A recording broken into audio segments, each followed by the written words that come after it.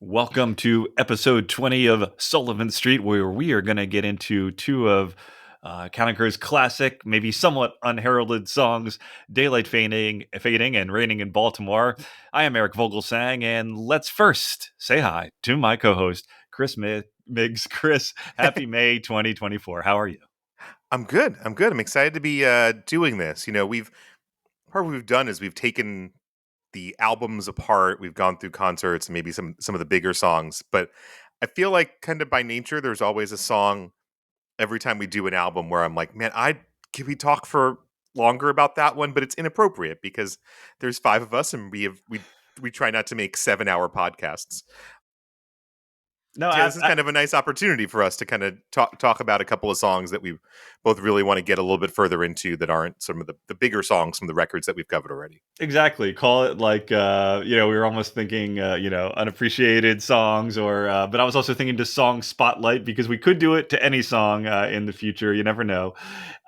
So, yeah, we chose these two, and we'll get into reasons why in just a bit. So, first, some Counting Crows news. Not a Mm. ton of news since last month. The two biggest things would be that the summer concert is 1 month closer than when Mm. we talked a month ago. So it's actually, we're recording this May 18th. They're going to go on tour. The official tour basically starts in 1 month, mid June. Yeah, So yeah. and it Well, goes for there's a 10 festival weeks. coming up, Yes. so they'll be out there, and hopefully we'll start to see again what they're playing. If there's anything new and different Yeah, coming down the pike, and I'm hoping at least one or two surprises, right? I know a lot of it is kind of set. I did that mathematical kind of evaluation last time of these, whatever X songs, 10 songs are basically set, and these six come from a rotation of 20 and whatever. But yeah, no, it'd be great. A couple new songs into the rotation. And it looks like to be about a 10-week tour. So really a summer tour, no doubt about it. Mhm. Most of them with Santana, and we will see how it goes. And as we said before, we both have tickets set for the East and West Coast as usual. Chris in the East and myself in the LA area. And hey, who knows? If you can drop us a line, maybe if we have time, we'll even be able to meet you. Say hi. Ahead of time, right? We can. I already have a few people that said they might want to meet. We can have the Sullivan Street get together or something like that Come hang. Yeah. before the show. The only other thing is that recording. There's no real news about Butter Miracle Sweet 2 or Sweet Tooth, except that recording, it seems like officially wrapped up. And what we mean by that is that we made a comment last time that Dave and Dan were not in the studio when they recorded the main songs and or the main parts of the songs, and Jim said, well, it's kind of too many people. He kind of a quick comment about it, almost like, oh, a little too many people, they'll be in later to do, I guess it's overdubs, right? And that did happen, and there's Facebook photos. So Dave and Dan are still in the band, and as you said beforehand, Dan's hand is okay, I guess, if he played. Yeah.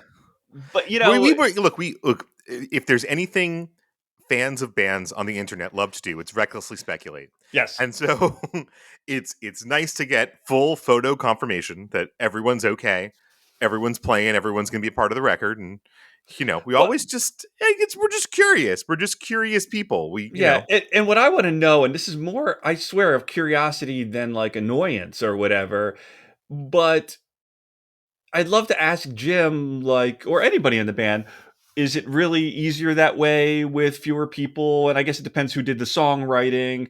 And if that's the case, then why on the first four albums did they put everyone together, right? Was it just because they wanted that way to create it, even if it's more difficult? I don't know. I'm not in that field, so. Well, you would also think though that like being in the house the entire time, right? Whoever was laying down the basic track, you could still lay down a basic track and have people do overdubs, Right. but you've got everyone just around, so maybe it was a faster process. I also imagine, again, a bit has to do with everyone kind of getting older, Oh, family absolutely. things, and just sort of like, Absolutely. hey, if we're not going to have people around, hey, if we just need, we'll lay down the basics, we'll bring the people in later who need to. We're not And I wasting. Maybe Dave's like, I don't. I got my kids. I want to go hang out with my kids. Don't waste my and time, and guys. hang out as an you know. engine. His I know he has a studio at his house too. They've talked about, so maybe he's just playing around that. Yeah, no, it's just a different. Yeah, no, it's just the way the band seems to be now, where mostly Adam and Emmy seems to be the number two writer now, and the Mhm. number three might even be Millard in there, and then of course Jim is in there for You most of the kind of main need the sessions. drummer. Yeah, so You need the drummer. those are the main four, and then it seems to be kind of, I mean, as far as songwriting goes, and Charlie, and then if because even if when Jim last year was kind of commenting on the band members and almost, I don't know, reading too much into it, but like that Dave now, right, where Dave was one of the main songwriters, now he kind of adds the finishing touches and his little parts, and also maybe, I don't know, smooths out the edges or something like that, right? That's kind of what he contributes now. It's just a different version of the band. So Yeah, yeah, different roles. I mean, it's a different, and it would be interesting though to for anyone in the band who's been in the band sort of the entire time. It would be interesting, I think, to talk about sort of that evolution of the recording yes, process. I'm hitting the only people who could probably do it would be Adam, right? yeah, Dave and Charlie. They're the only people who've been on every Counting Crows recording, that's true. right? Dan joined right Yep, after that's right. the recording of the first record. So those are the three with the keys to the kingdom who can talk about the whole journey. Yep. All right, great. No, Yeah. so that's it. Great point. So let's go into daylight fading, which was Mhm. my. We were thinking about different themes and what to talk about for episode 20 for our major 20th anniversary celebration. And I said, it was nothing. I mean, I love daylight fading. I talked about it during the show. I forget how I ranked it. I guess I should have looked. But it was also, I was thinking of kind of gross singles. And I know, Mhm. like, when we did the round here, although round here we were mainly focusing on the different live versions, we didn't really get into round here as a single. We didn't talk about the video or anything. But I was just thinking, I was like, daylight fading. People forget that it was a single that came out kind of at the height of their popularity, or at least close to the height. Great single, is pretty successful, but it's almost, people forget that that was a single, right? When people go to the concerts, they're like, oh, they better play Hanging Around and Around Here and Mr. Jones. You don't hear people saying that as much about daylight fading. And then someone could say, well, maybe it wasn't that successful. Well, sure, maybe it wasn't as successful, but here's some facts about the song. It was a top 30 single. I was going to say a top 30, and at first I thought it was just top 30 single for the adult track, but it was actually a top 30 single on the pop charts, which is pretty wild. And it was also top 30 single on the alternate rock charts and the rock chart. So four different Billboard charts in the US. It was a top 30 song. It has its own Wikipedia page. If that doesn't say it all, I don't know what doesn't. It was the third and final single for Recovering the Satellites. And officially, that single came out in May of 1997. As I think I actually said on the Recovering the Satellites episodes, I have just a memory of.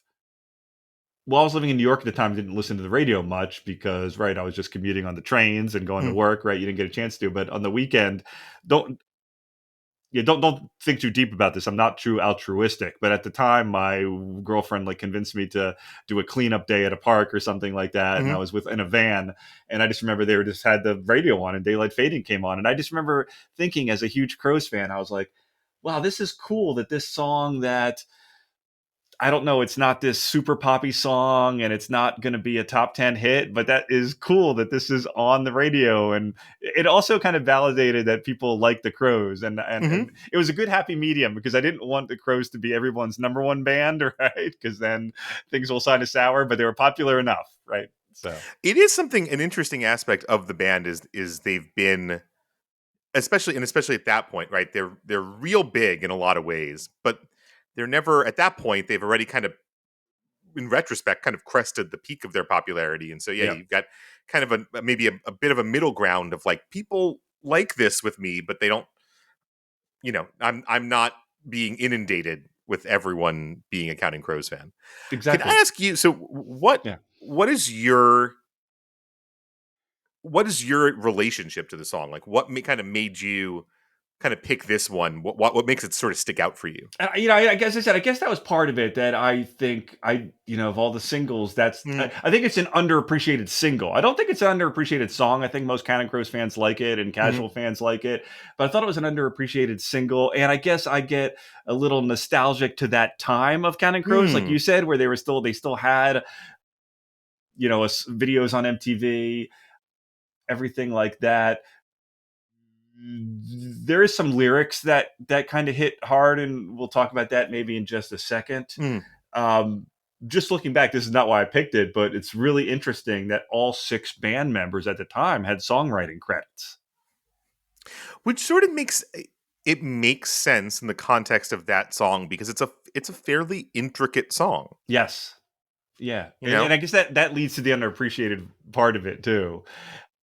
I always have a soft spot to like top songs that make the top 40 that are good from bands that but no one remembers that top 40 song. Do Mm, you know what I mean? Like, go to, I don't want to say Hall and Notes, that's a bad because they had so many, but think of, yeah, I just can't think of any on top of my head. But in the 80s, I was a big, like, kind of chart watcher and stuff. And if you think of some popular 80s song, oh, everybody knows them from that number one song they had. And I'm like, well, they also had four other top 40 songs, and some of those are great. They just weren't top 10 songs. And but when they play 80 songs on the radio, they don't play those other ones, even though they were also top 40 songs. And I feel the same thing about Daylight Fading. So it's yeah. more of that big picture of why I chose it. And broadly, those tend to be more interesting songs, right? That Yes, the yes, the the second song that got played but wasn't quite as big a hit, it's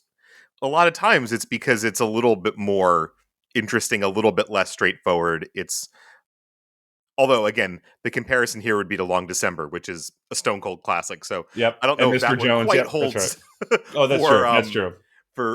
for this one, but I do think it's generally true, and it is a more look. Long December is like an incredibly beautiful ballad, but it's pretty obvious why that's a great song. Mm, Daylight Fading is an interestingly put together song with I think a more obtuse lyric than Long December and an arrangement that's again just much more intricate, right?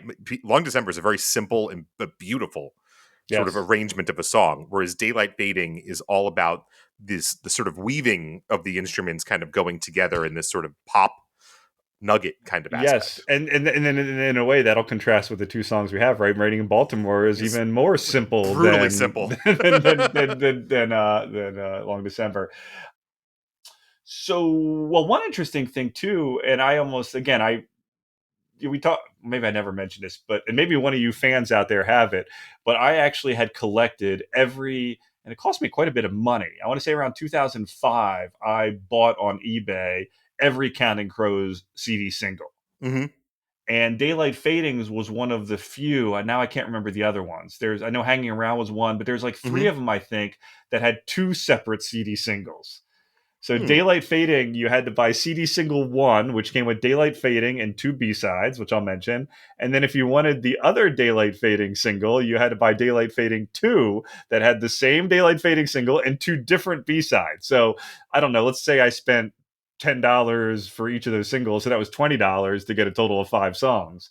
And this was back in 2005, so maybe that's like spending $45 now or something like that. Yeah. It is amazing to go back to those times where, yeah, you would be like, look, I've got to get these B sides, and there's no other way for me to hear them. Yeah, exactly. So the single, so a lot of these had, oh shoot, I didn't write this, but it had, well, we'll go. Now it's a famous song, but single one had, of course, Daylight Fading, and Mhm. then Time and Time Again live. Now, gosh, now I got to look it up while which recording, because it was definitely one that I think it'll be. I'll look it up when we get back. And then it also had the Miller's Angels demo. Oh, interesting. Yeah, it's been a long time since I've heard that one. Yeah, that's really good. And the one thing I didn't know when I was preparing for this song, or I didn't remember, is that on the Daylight Fading, and I don't know, for those of you that bought CD singles, it didn't come with much packaging, right? It didn't come with like usually Right. Very liner light. notes. It was just like the piece of paper that just had the front cover. but on the somewhere on it now, I can't remember. Maybe it was on the back or something. There was actually two notes on that Adam gave on for the Miller's Angels demo. One of them said Dave plays the solo on it, but I yell something like, "But I yelled that Dan did it by accident." Like Oh, in the actual recording, it says something about Dan or like Dan, you didn't do that or something. But he said it was actually Dave doing it. Although Dan, and then he said this demo was recorded. But speaking of Dan, the demo was recorded 24 hours after Dan and Adam wrote it, yeah. so they did it really quickly. I sit down. Oh, and the I found it on Discogs. It's the John Anson Ford Theater in September '96 is where the Time and Time Again version is. Okay, no, that's right. I have that now. Okay, good, good. So, because the CD2 had two more songs from that same show. Gotcha. I mean, it looks like that's Daylight Fading and Rain King. And Rain King, right? So in that case, right? I said that I spent $25 on five songs. It was really four songs because one of them was two different versions of Daylight Fading. But I had to have it. I was like, come on, this is one of my few hobbies. I have to, yeah. So by the way, at one point I sold all of them on eBay, maybe $50 for all of them or something. I don't remember. So I hope it went to a hardcore Crows fan because some And of now those you were could hard probably to get them track down. back for like 25. Right. So it's just really just a it's a circle of CDs. But then if you buy them now for 25, like in 10 years you'll be able to sell them again for like 500 because Oh yeah. it's a circle. It's just a circle of media formats, you know. Yeah, and some of these ones that had limited pressing, it's weird that do you know like for some DVDs and Blu, not of course like a August and Everything After or Titanic, but some of the movies now it's like people are trying to fight for the not just the VHS but the DVD because the Mm-hmm. DVDs are going away and they say if some movies go away during streaming, right? Like It's you true. can't find them anywhere. But then on the other side, they're like, no, but CDs and DVDs eventually deteriorate, so who cares? But I haven't really had a problem with my CDs deteriorating yet after 30 years or And whatever. that's So why I've got shit backed up on hard drives. yeah, exactly. That's true. That's a great point. You know, they're less it's hard drives are less like emotional objects, but they do hold a lot more stuff because I feel Yes. like if I was trying to cart around CDs, I cart around enough stuff. My wife would really hate me if I was trying to cart around like a full collection of Counting Crows bootleg CDs. Especially your collection. Yes, exactly. And so the hard drive is a much more reasonable format for that, that makes everyone a lot happier. But yeah, I think it is that thing of like I recall going to Generation Records in the Village and buying used CD like bootlegs Mm. because the original ones were like $45 for a show, and you're like, it's a Yep. lot of money, but that was before high speed downloads, Well, and and so I that's why I never had like the demo tapes. Mhm. Because I didn't want to spend that much money in my 20s or go to the Village in New York and spend that much money on it. I just like, no, I just don't. That just seems like kind of a waste. I'll just stick to the studio releases. But yeah, no, not so much of an issue now. Yeah. Yeah, now Um, you just well, even because and there were different stages to it because the first one was like MP3s oh right, from like websites like Hummingbird's Nest and Anna Begins, where mm, you'd slowly wait for that thing to come down, yeah, that song to come to you. So, and then and we'll talk. now We'll we just talk. download everything if we want. Yep. And as we get another song spotlights in future years, we'll talk about maybe some of the other releases. Like I know the Hanging Around had some interesting releases. I think that's at the time the only place you can get maybe a Big Star besides from Arounders. I think it was released on one of the like the UK single two of Hanging Around or something Mm-hmm. like that. I remember getting. So, but anyway, we're going to talk about a little of some of the videos of Daylight Fading, but I will ask you, and I'll mention a little bit about the song itself and the lyrics. One thing in retrospect, and this will come up as and you kind of hinted at this already, and when we get to the live versions, and I think Jeff Harkness might have even said this when we did the review of the album, how maybe this was their first really notable kind of alt country song or alt country rock. And it's funny because that's not a huge reason why I like the Crows. So Mm, you think that would be the choice, but that's not why. But that said, and I do think some live versions of it, you hear more of that country. mm, One reason I love the studio version, and I guess I'll give credit to either the mixer or Gil Norton, is, but you kind of said this, like, it's like a great, to me, it's like a perfect, not only is it kind of more complicated arrangements, in general, I like the kind of Crow songs that have complicated arrangements hmm. because I listen to them so much. So I like finding little nuggets and little layers. And I think I said this even to David Lowery with some of the songs on that album for sure. Yeah. But this song is kind of a mix of being somewhat poppy, somewhat just Counting Crows, melancholy rock, and then also a little country mix. So do you agree with that? Yeah. I mean, it's definitely got, yeah, there's like elements of the mix that are sort of twangy, but then the guitars are also out front in a way that's very like 90s modern rock, right? So Mm, there's it is almost like if you took a Graham Parsons song and really rock like 90s rocked it up, but if you kind of stripped it back and you played it maybe with more acoustic instruments, but with the drum, I mean, because obviously they play it on across a wire, but they've strip it kind of further back. But I mm. feel like if you just kind of stripped kind of the electric guitars, you'd get to something that kind of sounds like Graham Parsons and the Fallen Angels. You know? Okay. Yeah, great. This song, yeah, I highlighted some of the lyrics. I'm not going to dissect every single line of lyrics. Now, this is one song. Now, maybe Jeff Harkness mentioned it in his book, Mm, or maybe I don't listen to as many live song album tracks as you.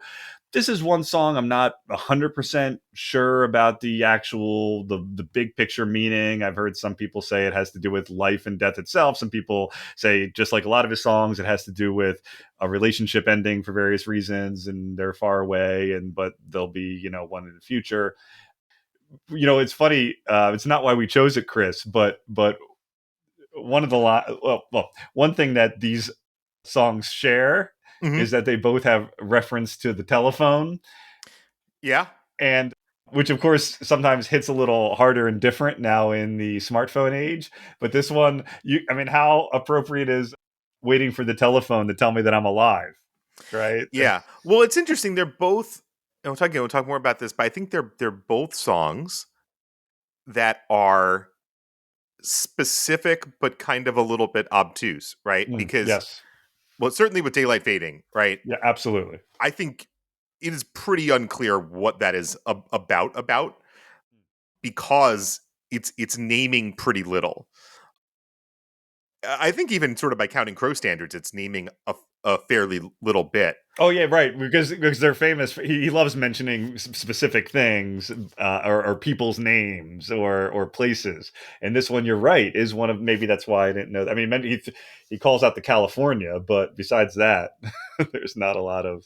Yeah, I kind of take it. I was thinking about this today. I was listening to it again. Like anything else, like I kind of assume it's about Adam, right? And given the nature of recovering the satellites, like I kind of assume the topic is similar to the rest of recovering the satellites. You know, I can sort of see that the anger and eloquence bleeding into fear being about how Adam was this taken on the world and obviously very eloquent, all the big words, the songs could be the eloquence, Yes. and sort of finishing the tour and kind of retreating, right? Yes. And that's the fear, right? Is now do I come back outside? Right? Now that I've been embraced by the world and then gone internal, how do I kind of become external again? And you and feeling again kind of disconnected, right? He told that story on one of those podcasts recently about like getting called up and people telling him to come down to the Viper Room. And that you could connect that to Right. sort of the telephone to tell me I'm alive. It's waiting for your friends to call and say, come do something, because otherwise, again, and connect it maybe like to Miller's Angels, right? I Yeah. might not have gone outside yesterday, right? Oh So the yeah. telephone is pulling you out is like a reminder.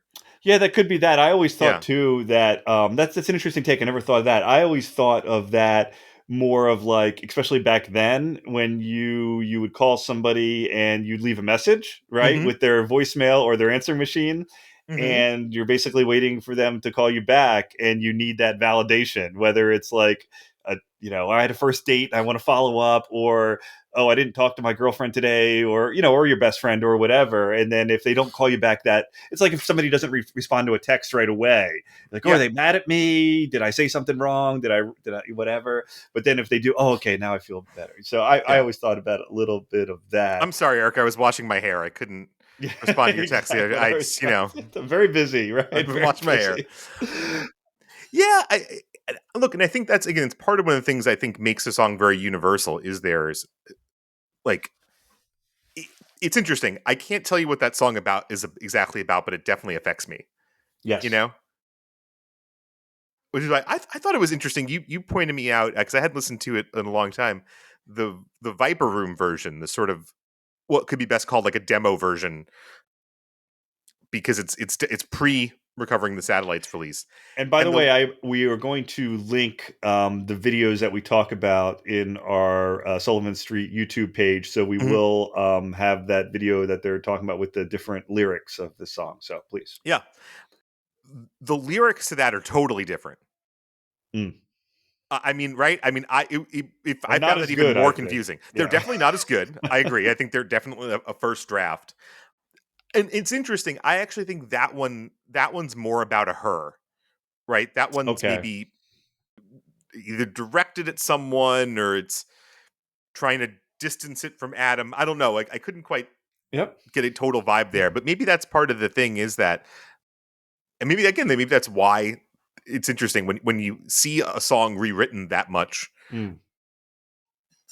What made him junk the original version so completely? Yeah. Other than, but the music is the same. The Yes. song is the song. Yep. Yeah, that particular version is a little more country. Like it didn't have that fine poppy overtones yet, but I agree with you. Yeah, it's funny. I was looking at the lyrics now, but it's funny. The line of all the anger and the eloquence are bleeding into fear. It's funny. That's the most eloquent line of the song too. So it's Yeah. funny that like that it's not my favorite line of the song. I mean, I love it, but that when people say that Adam is a poet, now he doesn't like that, or when people say that Adam is such a great lyricist, those are the kind of lines that they're talking about. I think in a lot of cases, yeah, because that's I couldn't write that. Well, but at the same time, one thing I always love about Adam's writing are the lyrics that seem simple, but I think they're much more complex than people give them credit for. Such as, she said everybody loves you. She said everybody cares, but all the things I keep inside myself, they vanish in the air. Now, someone's like, "Oh, that might seem like a 15-year-old girl that got mad about something or whatever." But I think it's much deeper because it has like this, like as you said, he's dealing with all this inner turmoil. His girlfriend or girl he likes is like, oh, everybody loves you now, everybody cares, but your life is great. And then he know, like, he's sharing his life with the public, but they still don't really know the real him, and he has to decide about what to share and what not. And everybody, no matter how much they share, is still keeping things inside themselves. So anyway, I love that Yeah. lyric. But that's an interesting lyric because I think in the context of some of the rest of the songs, I don't know. I don't know whether the person talking to the singer there, which we'll assume the person there is Adam, is being encouraging or spiteful, Yes, right? exactly. Right? You Yes, could be that could yes. be an encouraging thing. Like, look, everyone loves you, man. Everyone cares. Like, it's gonna be okay. Yep. Like, this is a good thing. People like your music. Or it could be like, dude, everyone loves you. Everyone cares. Stop being a sad Yeah. bastard. You know. And I Yeah, think, or resentful, like, oh, everybody loves you because you're the big rock star. yeah, Right? Yeah. and because I think, it's interesting as I'm thinking about it, I kind of connect that to those versions of Round Here where there has the middle part about like the things that are, she says it's only in my head, right? Which All as right. I'm thinking about it again kind of goes to the same thing, right? I think I always thought about that as she says it's only in my head is sort of like comforting, right? It's only in your head. Yes. But again, that could be the same way, right? So she says it's only in my head, and she's telling me like, get out. Just in your head, man. Like you're Right. going to be okay. And And thinking about it, I've gone through kind of a lot of stuff over the last 6 months, and it is interesting how it almost doesn't matter how people intend something like that, Yeah. because it's about how you're hearing it, right? That could be intended in a kind way, and sometimes you receive it kindly. It could be intended in a kind way, and sometimes you receive it very negatively. Right. I've had a lot of people tell me it's going to be okay, don't worry, over the last few Your months, and life is sometimes good, yeah, yeah, you'll and be fine. sometimes I hear it and go, yeah, you're right. I get what you're saying, and sometimes I'm like, do you? I stop that. Yep. Don't. I have no interest in hearing you say that. So I think it's kind of a again, it's part of the beautiful thing about these songs is that they're open ended and they bring those kind of pieces of things out. He's leaving out enough of the story here that it leaves a lot of space Yep. to interpret. And I'll just and just because we're looking at it here, I feel the exact same, maybe even more so, because maybe these come across as more right. Somebody that doesn't like Counting Crows would be like, "Oh, look at these awful lyrics. I want to say goodbye to you, goodbye to all my friends, goodbye to everyone I know." That sounds like my 6-year-old or something like Hmm. that. But I love those lyrics, and again, just from hearing Adam interviewed and how I take him, I'd love to hear his. I think he'd agree with this, but that him writing that, yes, part of it is that yes, he might go inside and stay inside all day like Hmm. Miller's Angels, but he also knows this is a guy who's very loyal to his friends and still has his friend. Like he talks about Hmm. that all the time. He knows he's never going to say goodbye to all of them, even though he wants to, and he can't really start his life over. Hmm. Like this is kind of hinting he's this rock star. He wants to be a rock star, even though he has these twinges or whatever of wanting to just seclude himself from the world. So, but I think I joked about that when and this is the last lyric thing that I'm going to say is Yeah. that when, like I said, whenever like happened recently, I guess when I was in England, but if I take like especially a long distance train during the Hmm. day, I always think of Goodnight Elizabeth, even though I don't drink on the train anymore. Hmm. But like when I'm in California now, when it starts getting cold in California, I always think of this song. So Yeah. I don't think about leaving yet. By the way, before we get into the actual video, which we're going to Mm. do next, is the song has a video. One YouTube comment that came up a lot, and I think this might have been because I sorted it by most recent Hmm. a couple times. And by the way, Daylight Fading surprisingly has like 1 million views. I thought that was kind of surprising. Yeah, but how many does Mr. Jones have? Oh, of course. But that's my point. Sometimes I do go to 37 million oh, views. and sometimes I do go to these again artists that I like, and I see their second single, and I'm like, wow, nobody saw this one. But what was I going to get? Oh, that I guess one of the things that people were writing on this and the live version was that the Daylight Fading it should be named the official solar eclipse song. A lot of people were writing. Fair. I just thought Fair. that was funny, and some of those people didn't even seem to be Crows fans, but they said they were thinking about it a lot when they were hearing about the eclipse. So let's go to. I have some thoughts, but let's go to Yeah, your take and thoughts about Counting Crows' official video for Daylight Fading.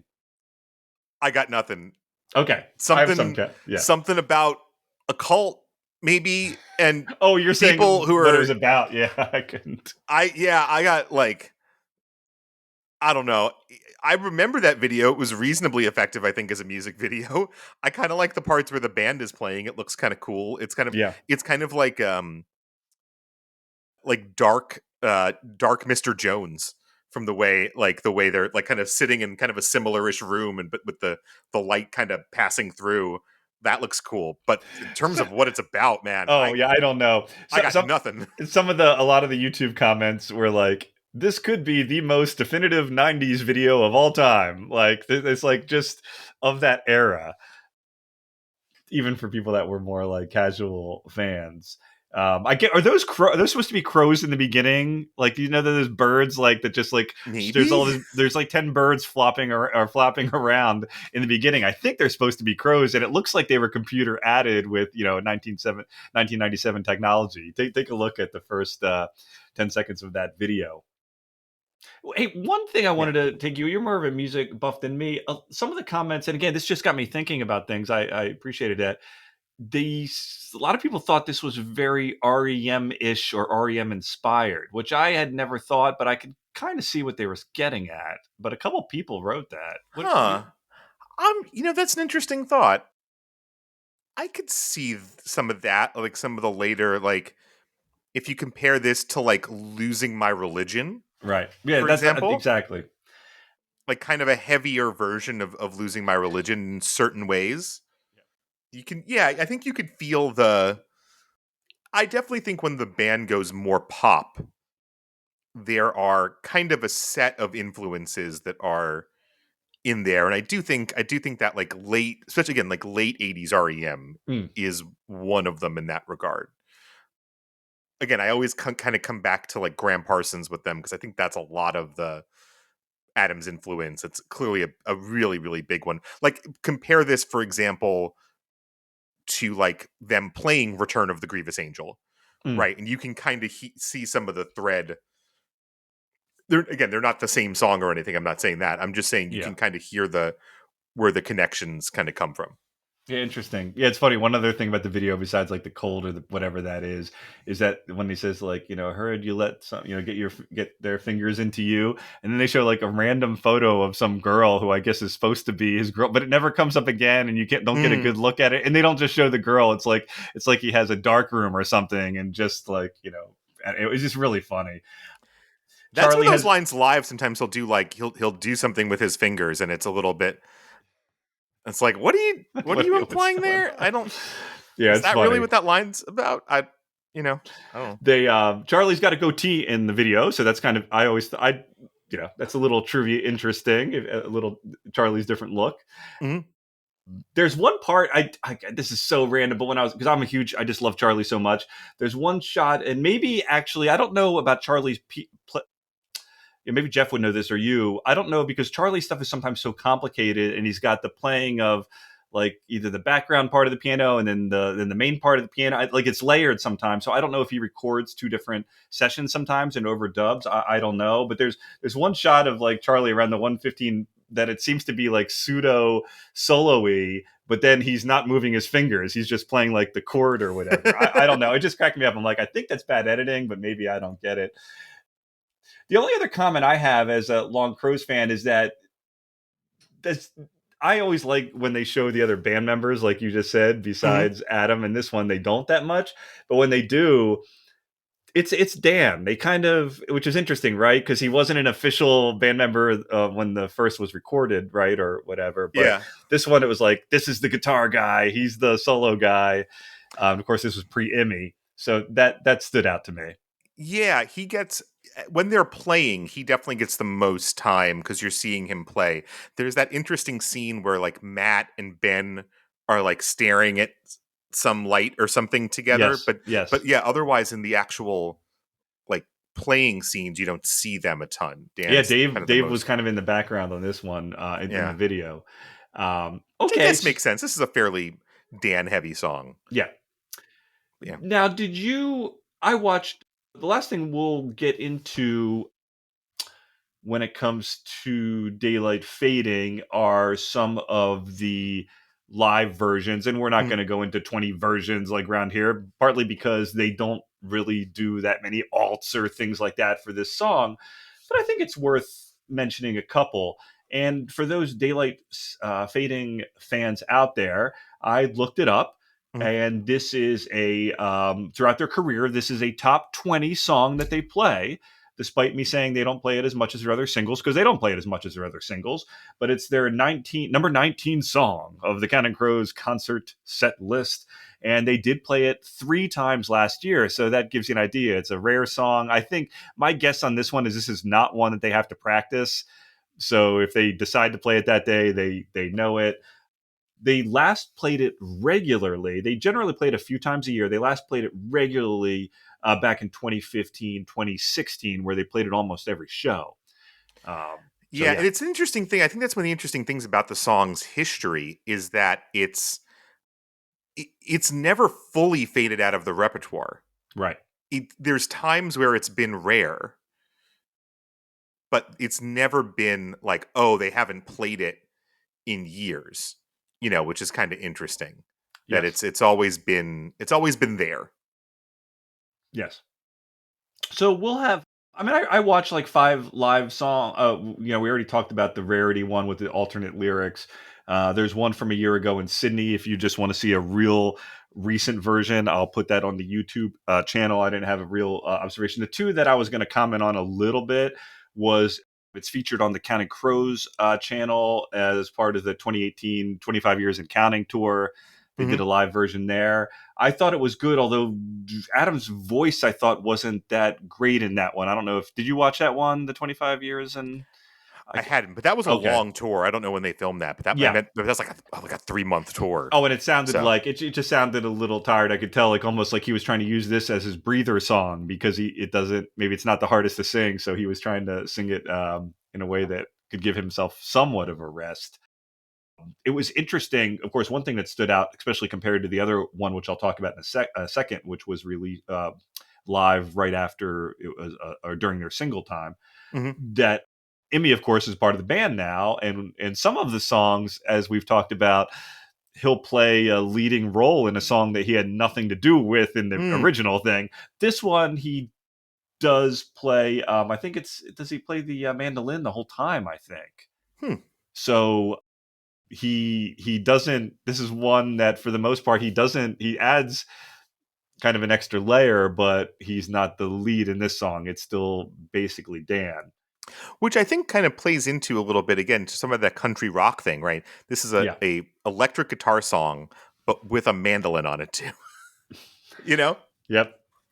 Absolutely. All right, we already talked about that about being like kind of the old country rock. I think when they play it live they do play it a little more country-ish now, and that kind of Mm. just is what you said. We'll talk about gosh, there's one thing I want to say, and it's not just because we had him on the podcast. But as I'm looking for detail in this, during my homework of researching, just Matt, and I understand too that when Matt Malley was first in the band, they didn't have as many guitars, and he had to play up front a lot. Hmm. But I'm talking about even in some of these when he was in the back, Matt just plays the bass differently. And for this song in particular, go watch the two different versions. When Matt is playing both in the video but also in the live versions, he's playing the bass. Again, this I've never played bass guitar, but he's playing the bass like you'd expect someone like how Dave plays the guitar. Like Mm. he's playing whatever strummy, I guess I want to say, right? Or he's doing it. And then when so I guess he's adding more to the main sound, I guess I want to say. Hmm.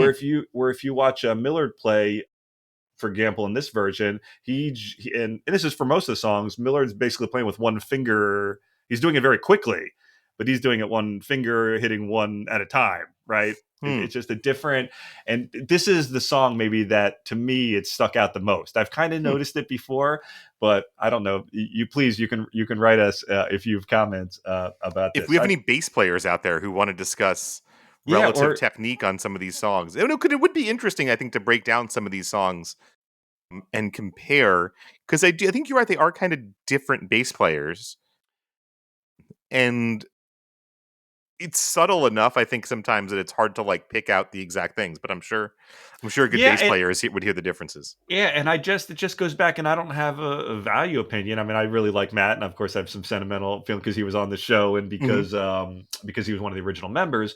But but even it almost like metaphorically where they are when they play, that Millard is back with Jim, and they were friends from before, and they played together before. It's like this is what we do. We're this unit in the back, and we provide this. At where Matt was always kind of an in between guy, like he was kind of like one of the more like prominent players, I guess, right, in some of the songs, but he's not a lead guitarist or anything. So almost like he was more mid stage and did his own. Yeah. So anyway, that was just one observation I had. One last thing we didn't talk about for the song is I do like that little, and I'm guessing Ben added that. He was one of the writers. That little drum jam that goes right before Dan's solo. There's a little drum part, Hmm. and Jim plays it well. But that's I'm guessing that's the part that Ben added as a songwriter, or one of the main parts he added in it. And I thought it was very good. And of course, Jim plays it excellently, and with that typical Jim passion when he plays. The other live one that I watched, and the last one I'll talk about, you might have some final thoughts is that they played it. I guess I just want to note that they played this on the Jay Leno show in Hmm. April 1997. And when they're announced, Jay Leno goes, "This is their first time on the Tonight Show." So I thought that was interesting that their first time on the Tonight Show was this song of all songs, the last single Yeah, it's of. interesting also they didn't make it on, thinking about it, that they didn't make it on in 94 either, Yeah, and was that a retrospectively. choice or Obviously, was we all it? remember the Letterman performance and, in the Saturday Night Live, but I guess they didn't make it to the Tonight Show until later. And maybe they just thought that was enough, or maybe Dave was more. I mean, I think even Adams talked about how much he loved Dave Letterman growing up. So maybe to him that was enough, and Dave was more whatever, authentic, or I don't know. Yeah, I don't have much about that. His la la la's on that are particularly good. I love like sometimes Adam live. He just like because you can't be at 100% for 90 minutes or whatever or 2 hours Mhm. during a show. But I love even nowadays Adam sometimes for some songs will just be like, I'm playing this one to 100. I'm going to sing this one perfectly and with all my energy, and again, he can't do that for every song, and sometimes he does it for parts of songs. So this Mhm. part, when the la la la part, you can just tell like he turns it on and he's like, okay, I'm going to shine here, and he does. So that's about it. I've talked about before that when I see Dave and Dan, I always laugh at some of the earlier shows because they still have they have some of those right. Because I've seen them so much, they have their little mannerisms, right? Where I Mhm. don't know, Dan in front, the way he does some of the solos, and Dave does this thing where he like, right, he always bends his knees and almost like goes down like 50% when he Mhm. does his kind of main part. So anyway, they do that on the show. So you might laugh at that. I wonder if they'd be embarrassed like looking back on that. I don't know. I think it looks cool. But any other final thoughts on daylight fading until we get to No. Great Baltimore? Okay. So we'll go into your choice and Yeah. you can get into why you chose and some of the history, etc. Yeah, raining in Baltimore, which is one of my, I- in a lot of ways, it is one of the most, I think, like meaningful Crow songs for me. And interestingly, from a lyric perspective, we kind of talked about it in Daylight Fading. I was thinking about it. I was breaking down the lyrics again as we were preparing to record this. I was thinking about this is kind of in a lot of ways, it's very much like a classic Counting Crows lyric in that it's rich with details. Right? There's little things. There's the circus, the big top, the phone, the phone call, raincoat. Like there's in fact a lot of the song is really just these tangible things, the sound of a freight train, all these things that are just like these details. But if you try to break down what exactly is happening, other than someone that the singer would like to talk to is far away, there is nothing here. He No, gets no answers and he gets no yeah, change. But you don't know what he's answering for. You don't know whether he's at fault here, other than the fact that he says, "I miss you. I guess that I should." Right? Like maybe there's a sense of that this is the singer is to blame. But it's one of the things I think though I love about the song is that it kind of connects to you in a lot of different ways because it's very, again, that openness. It's emotional and connecting, but very open, and so you can kind of hit it from a lot of different angles and fill in a lot of different details for yourself. While the song is still very evocative, I feel like it's a song where you can sort of see the story, you can see the singer in these places, and you have that imagination for yourself, but then it's very easy to slot yourself in there. yeah. And it's funny that I like your take. I like that we bring different things to it. I like when you said about things being very tangible. I never thought about that. No, that's good. I those parts that you were talking about, like I can always hear the freight train. I always thought like one thing that's great about this song. I'm saying great because such a depressing song in many ways that the lyrics again. If somebody read these lyrics and they didn't know Counting Crows, they'd be like, what are these nonsensical lyrics that don't have anything to do with the line above it? Like, I need a phone call, I gotta buy a new car, and then I can hear trains. Like, what? That's what my 6 year old says. Right? And it's funny. So we're going to talk about three versions of the song, but one of them is I have this very distinct recollection of okay, so one of the versions we'll talk about here is there's a 2003 version from an Amazon webcast when Amazon producing video was an exciting and new thing. Right. Who'd have thought this book company might also be doing some video stuff because it wants to sell CDs? Who'd have thought? I wonder if that'll get them anywhere. Um, but I remember hearing that version and like talking to a friend, and I was like, "Oh, you got to hear this!" And they were getting kind of antsy because it's long. It's Rain King into raining in Baltimore, so it's 8 minutes long.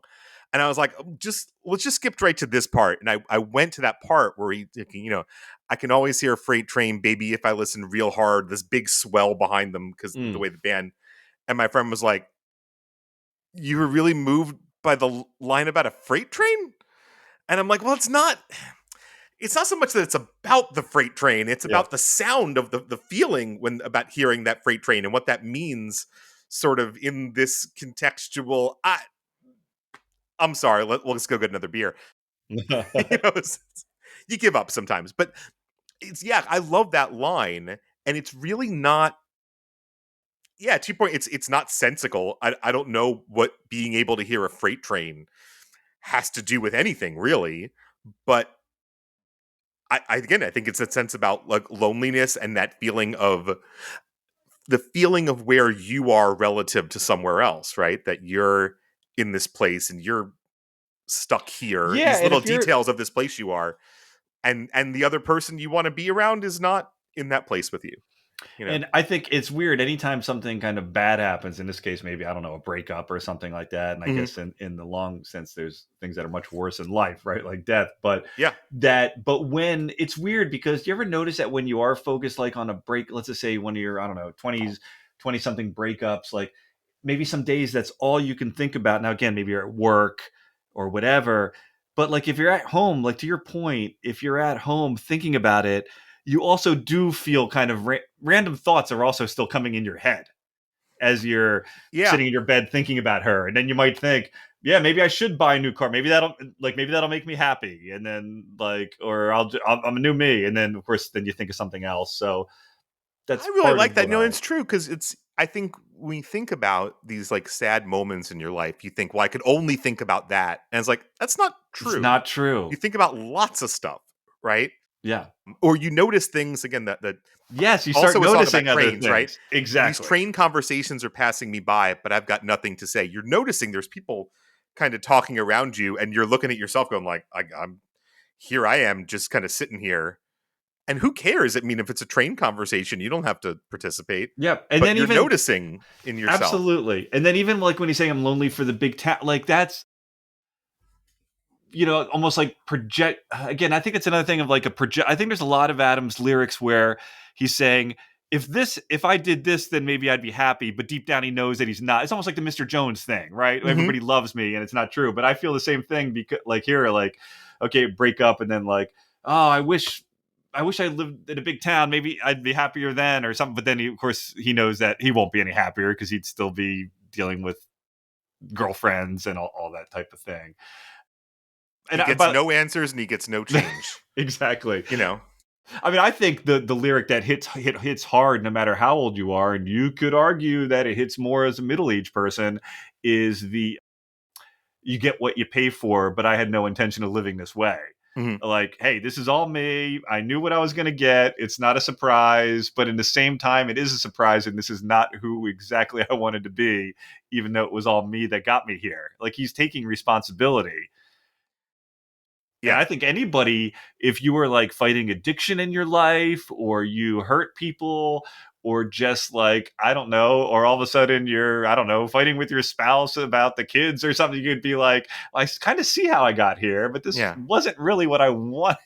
You've ended up in Baltimore for some godforsaken reason. Exactly. And you're just like, why on earth? I could be in any other city. That's true. No, I'm a big Baltimore. Baltimore love. I'm Actually, actually a Baltimore is a Baltimore pleasant place. lover. I joke. I'll give a shout out. There was someone I found recently, a fan of the podcast, who was going to join the Baltimore show, and she's living in Baltimore now, but Mm, and she's not from there, but she had to go overseas, so it yeah. didn't happen. No, it's and I think that's why this is a song that sort of recurs in my life. Hmm. I feel like it sort of pops up in places and pops up at times, and it just kind of strikes me because it is kind of evergreen. And you're right. I think it is something that you sort of understand when you're younger, and you really kind of understand it later. The idea of this is kind of my fault, and or not my fault, but just sort of this is where I am, and I just sort of have to accept it.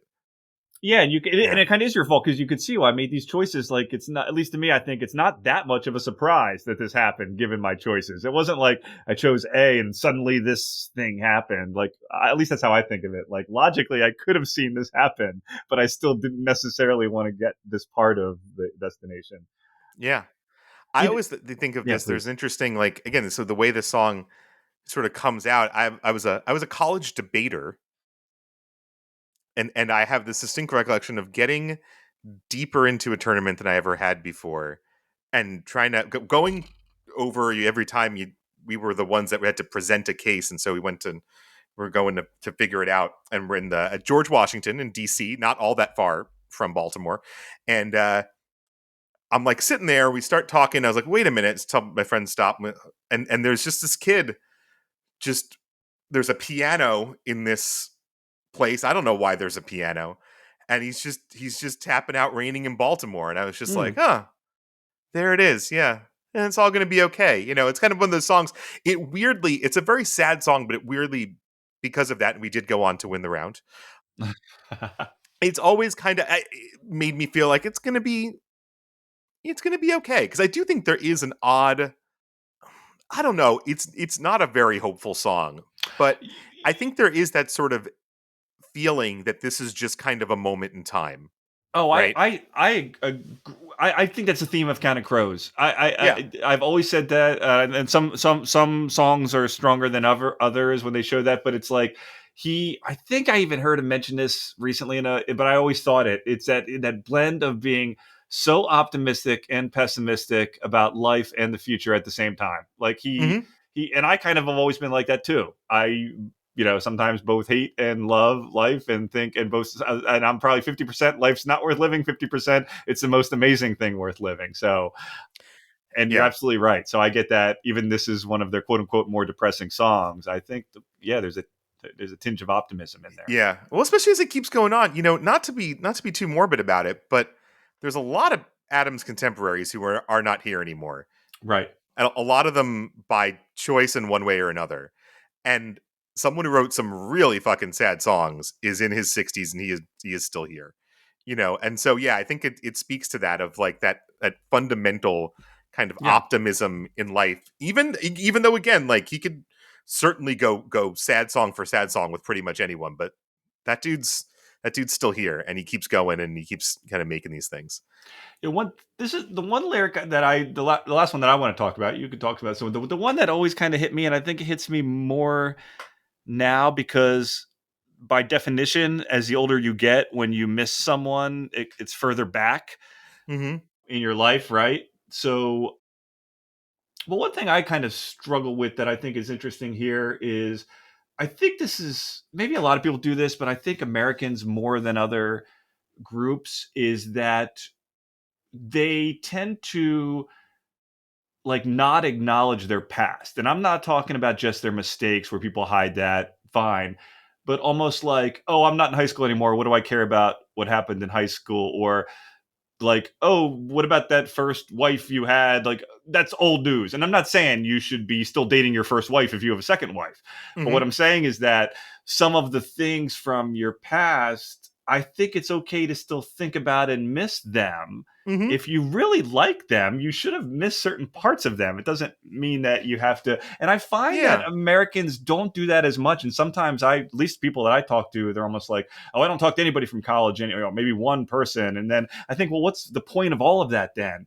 So sometimes the reason I think of this is I think I was like cleaning out something recently or something, and Hmm. there was either something that reminded me of a girl from the past, and I almost thought like, oh, I really do miss her, and then I almost thought of this. I guess that I should because I think I should. I think I should. Now somebody Yeah. else might say you shouldn't because Yeah. she's married or whatever. So anyway, that lyric to me, I think it's kind of deep, but that's why I love Adam. I get hit by these Yeah. things like that. So No, and I agree with you. It is part of the, I think, life, and it speaks to the sense of, again, there are things that you need to get away from, that you need to get away from them to move on, but there was something nice about, there's a reason why you were there in the first place, yeah, and yeah, I because, and again, you kind of combine those things, right? I miss you, I guess I should, but also, like, I had no intention of living that way. I had to, right, it wasn't going to be me, and I was going to get out of here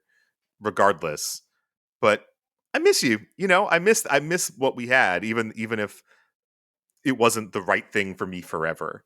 right, And it is interesting, yeah, as you get older and you realize that, people go, sometimes people pass away, and you do yeah, get that sense of like, oh yeah, there was a thing.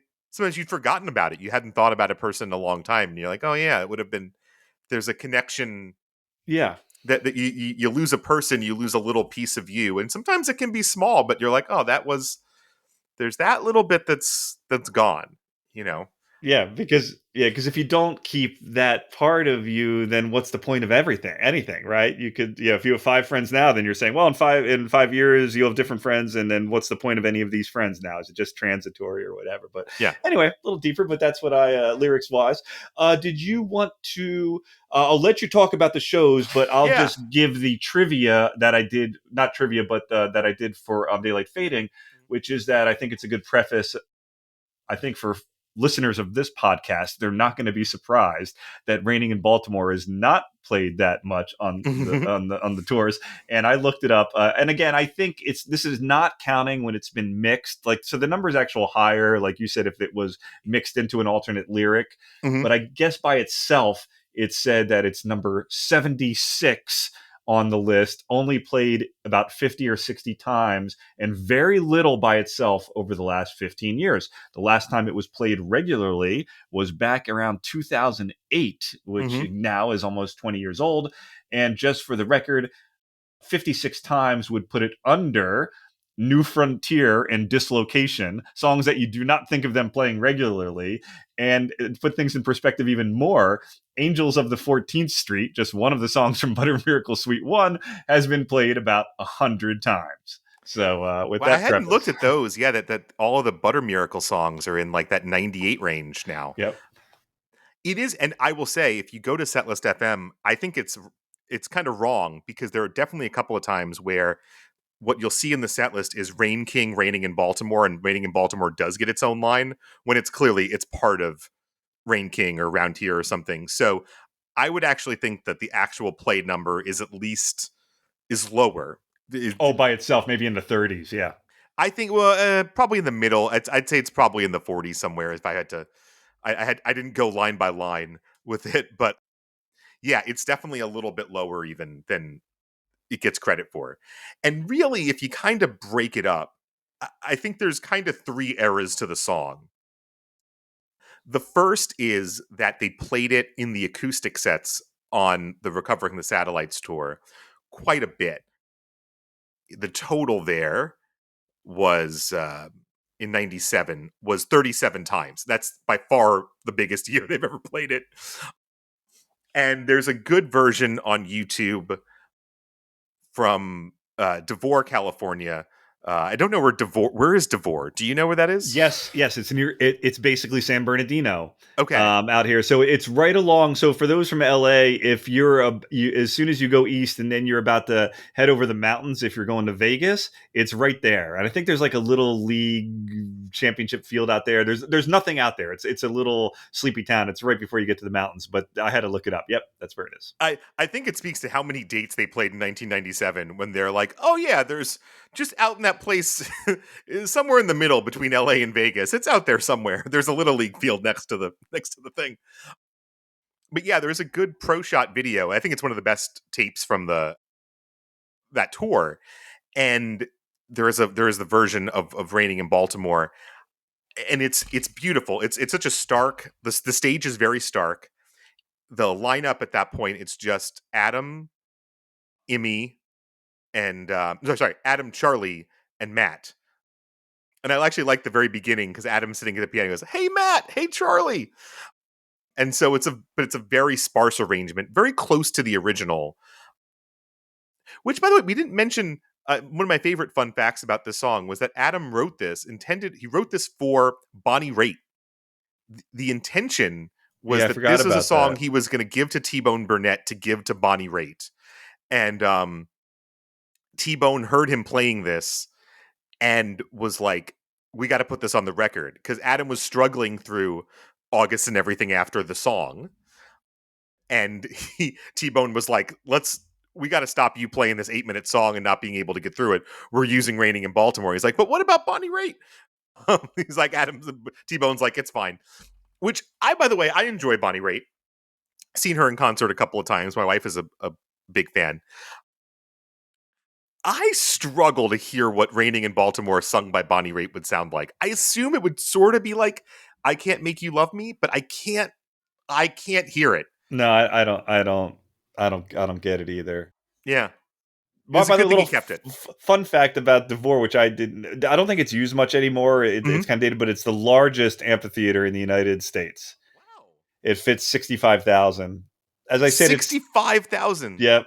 As I said, I it's guess it's a kind big of lawn, right? yep. I Tim- know that they still have every so maybe they stopped that because I've heard some complaints. I know that they in the last couple of years they've had some I don't know EDM festival things, but that's oh, about it. Like every so that makes often sense. they'll do that. As I said, it's about maybe an hour and a half to 2 hour drive outside of LA. So That seems like a good place for an EDM festival. If you got to do it yeah. somewhere, a 65,000 seat venue in the middle of nowhere sounds pretty perfect, honestly. I got to say. But yeah, no, no.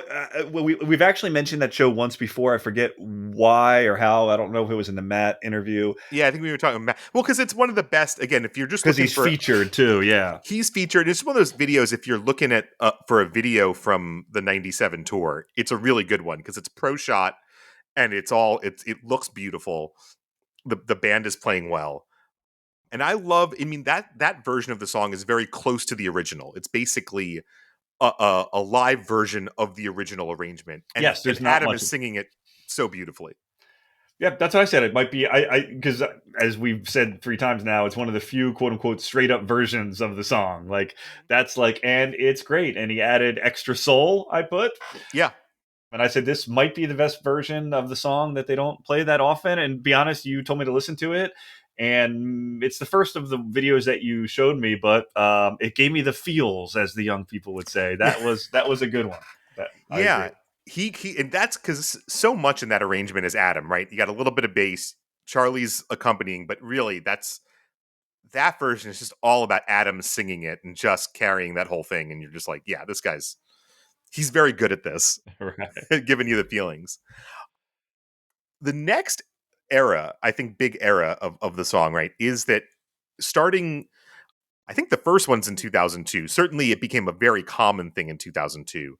Is that they played it in the middle of Rain King. They also occasionally played it in the middle of Round Here, but most commonly it was played in the middle of Rain King.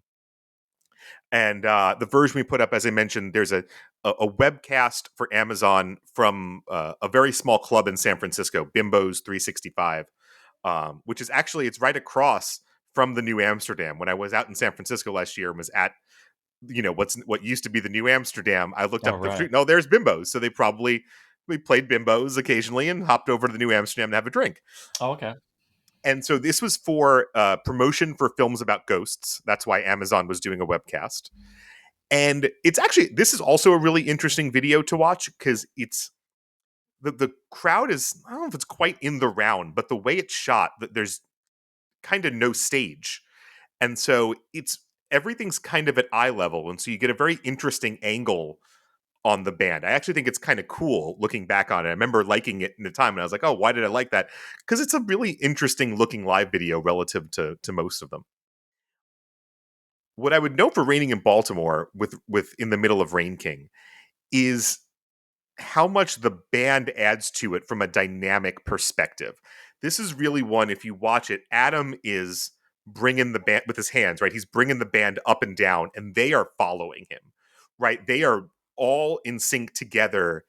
And Adam's vocal performance is very, very good, but less big, I think, than like that 97 version.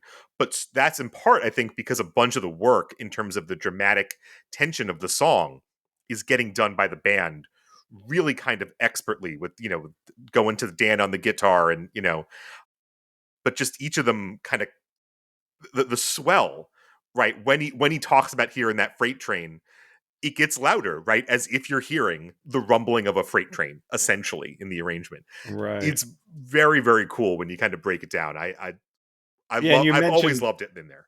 and now if he ever plays Raining in Baltimore, and we'll mention this in the next one, and this is one of those, oh, why didn't I think of it before? When he talks about the guitar, Dan always plays a little guitar now. I don't think he would ever play it without someone doing guitar at the line when he talks about a guitar. Yeah. Well, I actually think in some ways though, it's interesting because it's cool that he goes to Dan, but in the 97 versions, he could have had Dan come out there, right? And I actually think the saying "I'd like to hear a little guitar" and not getting that Oh, is sort of right for the song. Like, oh, man, I'd like to I, hear a little yep, guitar. Sorry, buddy, no guitar right now. Just a yep. little more accordion. No, I agree. Yeah, I could just, yeah, right. You just get that feeling. I'm like, if Adam ever plays this live, he's gonna have Dan come in with that little guitar. But Yeah. did you? By the way, one thing for those that, if you love Raining in Baltimore, you might love the Adam piano songs, if you will. And at the very least, in that song, in that 2003 Bimbo show, which I'll link again to the YouTube, correct me if I'm wrong, right? It goes Raining in Baltimore, right to Goodnight LA, and then Hmm. goes to Long December. So if you Yeah. want to hear at least three songs in a row of Adam on the piano, because that was the tour that I saw him, that he always did Goodnight LA into Long December, which was nice. Yeah. Which is interesting. That's because that's a song that also works. Goodnight LA, I think, is a somewhat similar song, and maybe in the future, maybe I'll pick that when we do an underrated episode for the next couple albums. But Yes, because works very well as sort of a piano song, but also as a band arrangement. Like the band arrangement absolutely. of Goodnight LA is beautiful. The piano arrangement is also kind of stunning, and you sometimes forget how good the band arrangement is because they go so long between playing it. Yes, But that's right. yeah, but that's a great, and I would just recommend that show. It's a really good, again, if you're looking for an example of a 2003 show, that's a really good one, kind of all the way through, and great collection of songs, and it's shot in a cool way, and the band sounds great. Absolutely. Yeah. I used to I actually really like that one. I remember getting excited. I was able to burn, maybe I found the MP3s and I burned that to a CD. Speaking of media, I'm pretty maybe I might still have that one somewhere. That might be one I've kept for some reason. But I used to bring that around a lot and just, if I was forcing Counting Crows on people, I would go to that show Yeah, because it sounded real good. And I was like, yeah, if you like the Counting Crows a little bit, you'll like this. yeah, I had heard that was like, for example, the divorce show. I didn't know until I found it on my own 5 years ago. But that 2003 Bimbos, as you said, I think for whatever bootleg fans or whatever, that yeah, I had heard that was always a classic show. So yes. Yeah. Did you have something? Yeah, you wanted to get in. You had one last one, I think you Yeah, wanted the to talk one about. last, so the third era of this song, I would say, is that in 2008, they brought the song back. Interestingly, right after they did August and Everything After, the live album in 2007, where they just stuck it in the middle of Round Ear. In I'm 2008, glad you said that, because I was going to mention when we said now, if you hear Raining in Baltimore, it's usually as part of another song. And I was like, they couldn't even play it by themselves during the one show that they were supposed to play every song by itself. And I Mhm, did he comment on that once? I he kind of did. think, but wait, I what think did he he did say say? something to basically to the effect of like, we didn't want to do that. I don't know. We got that one in the middle. Don't worry. I'm just laughing at someone who like only loved August and Everything After, and they never bought another album from theirs, and they just wanted to hear a live version of that total album, and then they bought Raining in Baltimore. Where is it? Don't put it in around here. It's right here. It's Yeah, here. And but yeah, the did so Adam did a show in February of 2008 with Dave from the Gigolo Ants and maybe one other person, I think, joining a couple of people just sort of joining him, basically an acoustic show. It was like a benefit thing in Baltimore. And they busted out Raining in Baltimore. And then about a week later, I went to see them at the Bowery Ballroom, and they played that song, just Adam on the piano with Charlie, and this time with Dan, right? So to your point, Eric, finally, this time he was like, I want Dan on this. And actually, first of all, Dan plays a really cool like electric guitar solo on this, but Adam really hams it up. He's like, I'd like to hear a little guitar, and Dan plays a little bit. He's like, I'd really like to hear a little Oh guitar, and yeah, Dan's that's like, right. I okay. saw. He says it like 5 times. He's like, more guitar, Dan, as if maybe Dan wasn't sure how long to play the guitar, and Adam wanted to make sure he kept playing the guitar until Adam felt he was done with the solo. That was my interpretation of that. Was Dan just like, I don't know, you told me to play some guitar. This is the first time I've done this, because Dan definitely wasn't at that show the week before. So it's like, however much guitar you tell me to play, man, I'm here for you. I'm here to listen. But yeah, and then they played it a few more times that summer. Interestingly, actually, I saw them play it again at the Blender Theater, and then at PNC Bank Arts Center. Always a great one to sort of work through. But then actually, the funny thing is they did end up playing August all the way through in Saratoga. And that's maybe the only actual performance of the album all the way through, because they played Raining in Baltimore by itself. Which you can, if one does want to find that, you can find that on Nugs. It's August 12th of 2008, and all the 2008 shows are on Nugs. All of the summer tour ones, not all the Yeah, I did shows not they had. know that. Okay, Yeah, so you can hear yeah. that whole version. And look, as someone who loves the song, it was really exciting to hear it separately from Rain King or Round Here. I would love to see him bust it out occasionally. I think it's as like an intro, as one of the songs that could be an intro to Long December. It's pretty Mm. beautiful and perfect. I get that it's not, you know, maybe everyone's number one, but I'd like to see them play it a little bit Oh, more. It's been what, a Raining in long time. Baltimore? Oh, I Yeah, also it's been a long thought, time. as much as I like Sullivan Street in that slot, I also would love it as like the first song of an encore. Hmm. Like if you're gonna play it, and then maybe the second song would be more upbeat or whatever. But I don't know, right? Because I think, as I said, I love when an encore has like one upbeat or almost one you were expecting, and then one kind of throwback B side, if you will. Hmm. I always love that. Would you want though? See, interesting there. I feel like in an encore, you'd kind of have to go with some kind of band version. But it'd be kind of cool to see them take that sort of middle of Round Here or middle of Rain King arrangement and translate it into just how do we get in and out of this, right? Because that's really, I Yeah. mean, they play the whole song when they did that. So it's not impossible. You just got to find your way in and your way out. Yeah. The So problem is that again, I try to quantify these things. And maybe if Adam ever listens to this, he'd be like, I'm going to do something different just to spite you. But it always seems like he wants to do like maximum two piano songs. Like, and one of them was Long December. So like right. last year he did The One by Hmm. Taylor Swift in the Long December. So yes, he could do a Raining in Baltimore in the Long December or Goodnight LA, but yeah, it Or would just do it be with the piano. But that's what I'm saying. Do yeah. it, do it without the piano, and Oh, it's I just going to see. do a band version like the one in the middle of Rain King. Yep. I'd love to see it. No, that's I'm true. sure at least a few people. Again, I don't think I'm alone in kind of loving that song, because I do think it's a unique, Oh, you know. no, people that like that first album, even those kind of casual fans that only have this album, Raining in Baltimore is definitely, I really believe it's one of their top five songs. Even ones that like I don't know, Faster. I just don't think there's any doubt about that. I don't know if that was validated when we only had four people on, but when we did the rankings or whatever, Yeah, and I but it sticks out, and I think part of it is it sticks out, right? It is a song in a band that where there do tend to be somewhat dense arrangements, because they've got a lot of musicians. They do have interesting arrangements.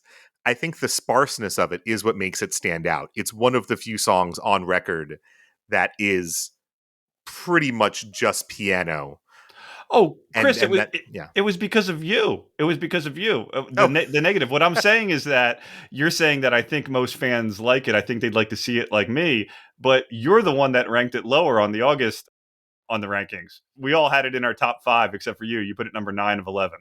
So, yes, the point is, yes, people do have it in their top 5 August songs. You just weren't one of them. How did I have it that low? Man, You how have did to- I have it that low? Although I think again it's hard. August, man, August is hard.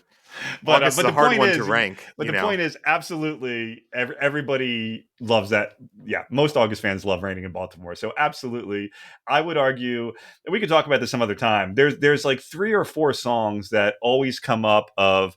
I wish they would play this more. I mean, again, Amy Hit the Atmosphere is like that. People love that song, even though it wasn't a single or anything. And the other one is like Up All Night. People want to hear Up All Night live. I think Possibility Days is in there. There's a couple songs that fans like. I wish he would play this more, and I'm not just talking about Einstein on the Beach, right? Which he's not going to hmm play. So yeah, yeah, yeah, they're never going to play on right. that. I'm fully they're dug in on that one. Yeah, They're never. Although if much like I feel like much like Butterfly in Reverse, if they start playing Einstein on the Beach, they will probably play it forever. yeah, right. It's one or the other. Or he'll play. Yeah, he'll play it on his last show ever, or he'll say, "Nope, I'm not going to play it now." I told you when I said never, I meant never. So okay. Do you anything else to add for either of those 2 songs, or is that a wrap for today's Wait, show? no, I checked this. I had it third. I had Raining in Baltimore third. Oh, did I Something must have switched there. I don't know where it landed in Oh, the you know actual thing. what? Sorry. It was the opposite. Right. Oh no, I was okay. No. It was a flip around. Right. Yeah. So they all right. We all had it in there. I say. But I don't mind. Again, I totally understand why someone would have it lower because it's a hard song to rank against the rest of August. Like I really love that song, and even for me, I think as I was doing that ranking, it was kind of hard to be like, is this a better song than Time and Time Again or Perfect Blue Buildings or Anna Begins? I actually don't know if I believe that. That's actually one of the things about it that I think is interesting is I don't know if I would say it's a better like achievement as a song than those ones.